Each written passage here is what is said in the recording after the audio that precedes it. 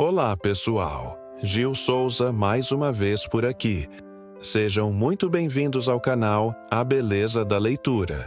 Hoje nós vamos mergulhar num tema essencial: como estudar para realmente atingir níveis mais profundos de capacidade intelectual.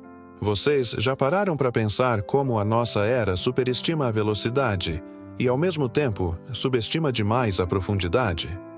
Parece que estudamos cada vez mais rápido, usando técnicas que prometem facilidade. Mas, no fim, saímos cada vez mais vazios.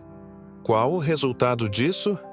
Uma geração que aprendeu a consumir conteúdo, mas que desaprendeu a construir conhecimento. A gente estuda muito, mas compreende pouco.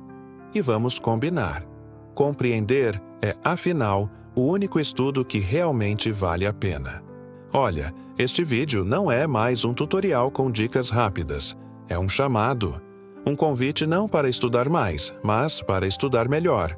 Para resgatar a forma como os grandes pensadores, os clássicos, aqueles homens e mulheres que moldaram o mundo, estudavam, com método, com espírito e com verdade. Se você realmente deseja atingir o máximo da sua capacidade intelectual, entenda: não existem atalhos. O que existe é disciplina. E é exatamente essa disciplina que nós vamos buscar resgatar agora. Antes de mais nada, precisamos derrubar um mito moderno. Aquele de que estudar é só decorar, acumular informação, pegar um certificado. Não. Estudar, na sua essência mais profunda, é um ato de transformação interior. É o processo pelo qual a verdade que encontramos nos livros, nas ideias, atravessa a nossa alma e reorganiza tudo o que encontra lá dentro. Michel de Montaigne já entendia isso perfeitamente quando disse que preferia uma cabeça bem feita a uma cabeça bem cheia. A primeira, a bem feita, é clara, ordenada, ativa. A segunda, a bem cheia, é confusa, fragmentada, inflada. Estudar de verdade é construir essa primeira cabeça e, ao mesmo tempo, destruir a segunda. E para fazer isso, precisamos reencontrar os fundamentos do estudo clássico. E quais são eles? São 3 pilares: a leitura atenta, a escrita reflexiva e o diálogo constante. E não pensem nisso como ferramentas escolares chatas, mas sim como verdadeiros exercícios espirituais. Primeiro pilar: a leitura atenta. Mortimer Adler, naquele livro fantástico Como Ler Livros, já dizia: um livro lido sem esforço é um livro não lido. A leitura precisa ser um embate, um encontro real entre mentes, um confronto respeitoso, mas firme. Quando você lê de verdade, você tem que marcar, interrogar, duvidar, confirmar. Você não está lendo só para se entreter. Você lê para se deixar ferir pela verdade e, nesse processo, se refazer mais lúcido. É isso que os grandes leitores sabem: ler é entrar em crise. E toda crise, em última instância, é uma oportunidade de crescimento. Segundo pilar, a escrita reflexiva. Mas ler sem escrever é como caminhar sem deixar pegadas. A escrita é a forma de fixar aquilo que você compreendeu. Ela exige organização, precisão, clareza. E é por isso que ela é tão negligenciada por aqueles que só querem parecer eruditos, mas fogem do confronto real com a linguagem. Pensem bem. Quem escreve bem, pensa bem. Porque escrever é, na verdade, pensar em voz alta. E nenhuma mente consegue suportar por muito tempo o som da sua própria confusão. Os mestres da tradição sabiam disso. Santo Tomás de Aquino escrevia sem parar. Lutero, Pascal, Santo Agostinho, todos eles registraram seus conflitos, suas descobertas, porque sabiam que o saber que não é colocado no papel se perde. Como afirma Sertilanges em A Vida Intelectual, o espírito se forma escrevendo. Terceiro pilar, o diálogo constante. E por fim, o terceiro pilar, o diálogo.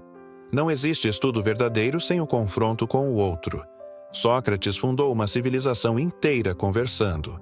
O método dele era a pergunta. Ele sabia que a verdade não é algo que se impõe, mas algo que nasce no atrito dos argumentos. Você precisa falar sobre o que aprendeu. precisa explicar, questionar, contradizer, defender. Sabem qual a forma mais radical de aprender? Ensinar. Ensinar te obriga a sair daquela nebulosidade das ideias, te obriga a ser responsável pelo que você diz. É o último estágio do estudo, quando o saber se torna sabedoria que pode ser transmitida. Esses 3 pilares, leitura, escrita e diálogo, não funcionam isolados. Eles formam um ciclo, um ritmo, quase uma respiração do pensamento. Ler é como inspirar o conhecimento. Escrever é metabolizar, digerir esse conhecimento. Falar, dialogar, ensinar é expirar, colocar para fora de forma organizada. E esse ciclo, quando bem feito, torna o conhecimento parte de você, uma segunda natureza. Mas, atenção! Para que esse ciclo funcione, você precisa adotar uma postura completamente diferente da que o mundo nos ensina hoje. Precisa deixar de estudar como quem consome informação e começar a estudar como quem constrói algo sólido. Como quem esculpe a si mesmo a cada página lida. Como alguém que está menos preocupado com a aparência de sabedoria e mais com a posse real dela. O estudo verdadeiro passa por 4 movimentos internos. Pensem nisso. Exposição. Você se coloca diante de algo maior, um texto, uma ideia, e lê, escuta, observa sem filtros, com reverência. Absorção. Você repete, reformula, reorganiza aquele conteúdo. Ele começa a fazer morada dentro de você. Dúvida. Aqui entra o questionamento. Você testa, tensiona as ideias, procura os limites. Síntese. Agora sim, o saber é seu. Já não é só do autor, pertence à sua consciência. E aqui, pessoal, mora uma diferença fundamental. Quem estuda só para repetir, para decorar, nunca passa do segundo estágio. Fica na superfície.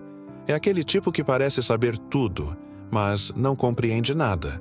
Repete frases bonitas, mas treme na base se tiver que enfrentar um argumento contrário.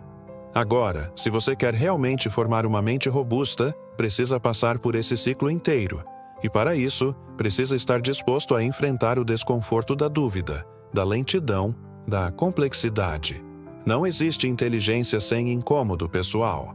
O pensamento verdadeiro, aquele que transforma, ele é lento, ele é pesado, ele é exigente.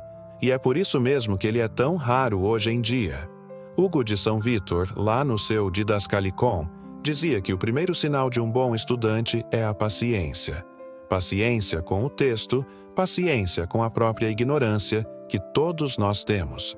Paciência com os limites da linguagem. Ele ensinava que o estudo é como a agricultura. Você planta hoje, rega por semanas a fio e só vai colher meses depois. Mas o fruto? O fruto é sólido, nutritivo, transformador. Santo Agostinho dizia que só aprende quem ama. E esse amor pelo saber exige uma postura amorosa com o tempo, com o silêncio, com a repetição. E atenção, repetir não é sinal de lentidão. É sinal de zelo, de profundidade, de respeito pela matéria que se estuda. Sêneca já nos advertia contra a gula intelectual. Não adianta ler muitos livros superficialmente. Leia poucos, mas leia bem. Leia com atenção, releia, medite sobre eles, questione, permita que o texto realmente te altere. A leitura, assim como a oração, precisa ter esse poder. Não apenas te informar, mas te transformar. Outro erro moderno que precisamos combater: estudar só para produzir algo rápido, para mostrar para os outros, para performar. Com isso, transformamos o saber em espetáculo. Mas o conhecimento verdadeiro não é performance, gente. É cultivo interior. É um templo silencioso. É uma semente que cresce no escuro. Joseph Pieper dizia que a raiz da cultura é o ócio contemplativo. Ou seja, é a pausa, a quietude, o tempo longo, o olhar atento. E isso é justamente tudo que a nossa cultura apressada despreza. É por isso que estamos cercados de especialistas apressados e, infelizmente, de sábios quase inexistentes. Sua mente precisa de silêncio, precisa de lentidão, precisa de profundidade. Estudar bem por 20 minutos pode ser muito mais formativo do que estudar mal por 5 horas seguidas. A questão não é a quantidade de tempo, é a qualidade desse tempo. Então, como começar? Como colocar isso em prática?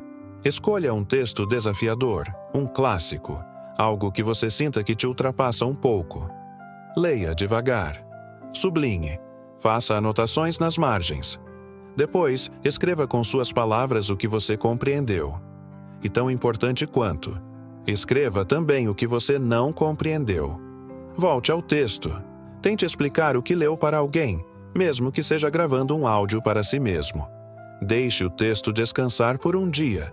Depois, retorne a ele. Reflita mais um pouco. Escreva de novo. E quando você achar que finalmente terminou, adivinha? Releia mais uma vez. Esse é o tipo de estudo que forma, que edifica, que faz com que sua mente se torne um lugar mais claro, mais organizado, um lugar verdadeiramente habitável. E os frutos? Eles podem ser silenciosos no começo, mas são inconfundíveis. Você começa a pensar melhor, a falar com mais precisão, a escrever com mais clareza. Começa a perceber as falácias nos discursos que ouve por aí, a enxergar o que está por trás das palavras, a se proteger contra manipulações.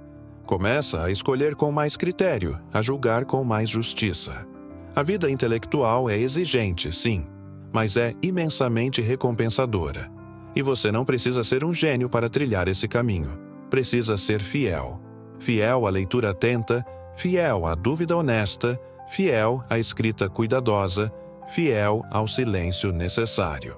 A mente se constrói como uma catedral, pedra por pedra, dia após dia, com paciência e propósito.